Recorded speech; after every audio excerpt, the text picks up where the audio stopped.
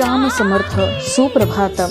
हिंदू जागृती न्यास आणि श्री घंटाळी मंदिर संस्थांच्या प्रभातेमनी या कार्यक्रमात अमृतापाध्येचा सस्नेह नमस्कार. श्री ब्रह्मचैतन्य महाराज गोंदवलेकर प्रवचने 28 नोव्हेंबर. भगवंत पाहण्यास स्वांतर शुद्ध करावे. अंते मतिही सा गतिही असे एक वचन आहे. जन्माचे खरे कारण शोधून पाहिले तर हेच आढळेल की वासनेमुळे जन्माच्या फेऱ्यात आपण सापडलो. जन्माच्या पाठीमागे मरण हे ठेवलेलेच असते. जन्म मरणाचा ओघ सतत चाललेला आहे. वासना आधी का जन्म आधी या वादात पडणे म्हणजे बीज आधी का झाड आधी यासारख्या जगाच्या अंतापर्यंत न सुटणाऱ्या प्रश्नाबद्दल काथ्याकूट करणे होय. आपल्याला नडते कुठे ते पाहावे. विषयातच आम्ही गुंतून पडतो ते सोडावे. असत्यातूनच सत्य कसे जाणता येईल हे पाहावे. इथून कुणीतरी गेले असे सावलीवरून आपण म्हणतो. त्याप्रमाणे ही जगतरूप सावलीच आहे. तिला असणारे खऱ्या धन्याचे अधिष्ठान जो ईश्वर त्याला आपण जाणून घेण्याचा प्रयत्न. आपल्या डोळ्यांवर विषयाची धुंदी असल्यामुळे सर्व ठिकाणी भरलेला भगवंत आपल्याला नाही पाहता येत. त्याला पाहण्यासाठी दृष्टी निराळी करावी लागते. आपण आपले अंतरंग साफ केले तर तशी दृष्टी येते. आपण कोणा स्त्रीकडे पाहू लागलो तर आपली जशी वृत्ती असेल तशी ती दिसते. कामी असेल त्याला ती तशी दिसू लागेल आणि सात्विक असेल त्याला ती मातोश्री दिसू लागेल.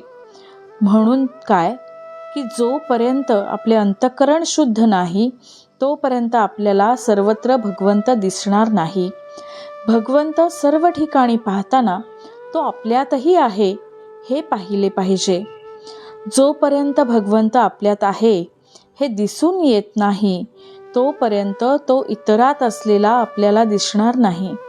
म्हणून भगवंत सदा सर्व काळ आपल्यात आहे हे पाहू लागले पाहिजे. सद्गुरू सांगेल तसे वागावे. त्यामुळे आपला अभिमान नाहीसा होतो. संतांचा थोडा कटाक्ष जो कर्ममार्गावर आहे तो याच करता की कर्म करण्यानी अभिमान येतो आणि या उलट गुरुआज्ञेत वागल्याने तोच अभिमान नाहीसा होतो. इथे शंका अशी वाटेल की गुरु तर नामस्मरण करायला सांगतात म्हणजे कर्म आहेच ना. वैद्याने एका रोग्याला सांगितले की तू काही खाऊ नकोस. त्याला वैद्याने औषधाच्या 3 पुड्या दिल्या आणि या 3 वेळा घे म्हणून सांगितले. त्यावर रोगी म्हणाला, तुम्ही काही खाऊ नका म्हणता आणि या पुड्या घ्या असेही सांगता, असे कसे? त्यावर वैद्याने सांगितले की पूर्वी जे अजीर्ण झाले आहे त्याचा नाश करण्यासाठी या पुड्या उपयोगी आहेत. त्याप्रमाणे गुरु आपल्याला नामस्मरण करायला सांगतात ते पूर्वीचा विषयाचा अनुभव नष्ट करण्यासाठी. जो आपली विषय वासना कमी करून आपल्यामध्ये नामाचे प्रेम उत्पन्न करेल तोच खरा सद्गुरू होय. बोधवचन. प्रपंच व परमार्थ यांचा 36चा आकडा पाहून संतांनी तडजोड करण्याचा प्रयत्न केला. नामस्मरण करत करत प्रपंच करा हीच ती तडजोड.